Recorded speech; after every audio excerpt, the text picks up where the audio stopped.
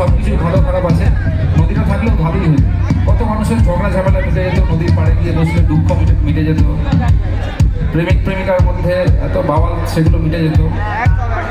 আসলে যিনি গানটা বানিয়েছিলেন তিনি এভাবেই বানিয়েছিলেন যেরকম একটা নদী আমাদের জীবন থাকবে, কিন্তু আমরা মানুষ এই নদীটা আমাদের জীবনের আসতে দিই। কারণ মানুষ পৃথিবীতে একমাত্র জীব যারা বুঝতে পারে না তারা কেন বেঁচে থাকে। পৃথিবীতে বাদবাকি আর প্রত্যেকটা জীব, কীট পতঙ্গ, পোকামাকড় সবাই বুঝতে পারে। মানুষই একমাত্র যেটার জন্য বেঁচে থাকে সেটাকেই প্রথমে ধ্বংস করে। আমরা ভাবি আমাদের গাড়ি বাড়ি, টাকা পয়সা, ক্ষমতা, প্রভাব, প্রতিপত্তি এসব নিয়ে আমরা বেঁচে থাকি।